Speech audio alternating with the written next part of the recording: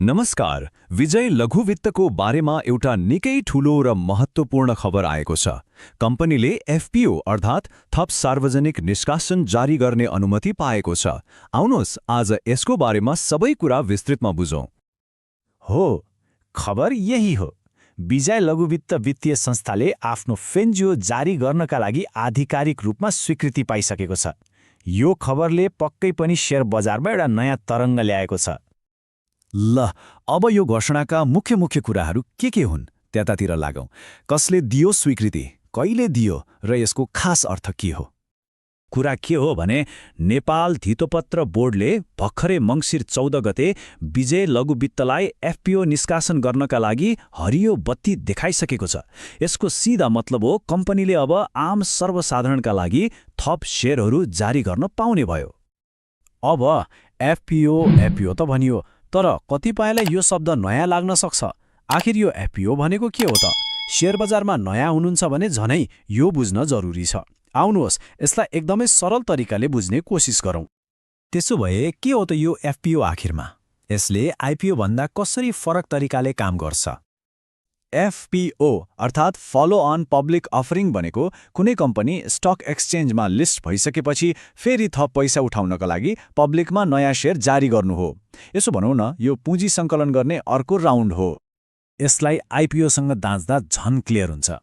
IPO भनेको कम्पनीले पहिलो पटक फर्स्ट टाइम पब्लिकमा शेयर बेच्नु हो, तर एफपीओ भनेको चाहिँ त्यसपछिको कुनै पनि निष्कासन हो। त्यसैले विजय लघु वित्त बजारको लागि कुनै नयाँ खेलाडी होइन, यो पहिलेदेखि नै स्थापित भइसकेको कम्पनी हो।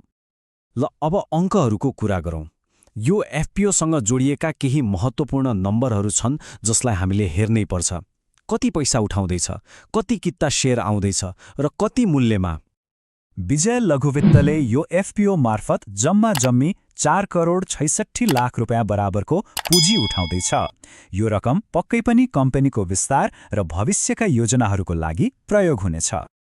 अब त्यो रकम जम्मा गर्नका लागि कम्पनीले कुल 4,66,817 किता नयाँ शेयरहरू सर्वसाधारणका लागि जारी गर्नेछ। र सायद लगानीकर्ताका लागि सबैभन्दा चासोको कुरा प्रति किता मूल्य कति होला? जम्मा 100 रुपियाँ हो। कम्पनीले कुनै प्रिमियम नजोडी अङ्कित मूल्य अर्थात् फेस भ्यालुमै शेयर जारी गर्दैछ। यो लगानीकर्ताका लागि निकै आकर्षक पक्ष हुन सक्छ। अब यो पुरै प्रक्रिया सफल बनाउन पर्दा पछाडि को छन् त? कुन संस्थाहरूको यसमा मुख्य भूमिका छ हेरौँ है त। यहाँ 3 मुख्य खेलाडीहरू छन्। 1. शेयर जारी गर्ने कम्पनी अर्थात् विजय लघु वित्त आफै। 2. यो सबै कुरालाई नियमन र स्वीकृति दिने निकाय नेपाल धितोपत्र बोर्ड। र 3. यो सम्पूर्ण शेयर निष्कासनको व्यवस्थापन गर्ने जिम्मेवारी पाएको छ एनएमबी क्यापिटलले, जो यसको निष्कासन तथा बिक्री प्रबन्धक हो। ल, स्वीकृति त मिल्यो, तर अब के त? यसपछिको बाटो के हो? लगानीकर्ताहरूले कहिलेदेखि आवेदन दिन पाउँछन्? अबको स्टेप भनेको विजय लघु वित्तले आफ्नो बिक्री प्रबन्धक एनएमबी क्यापिटलसँग मिलेर एफपीओ खुल्ने आधिकारिक मिति घोषणा गर्नेछ।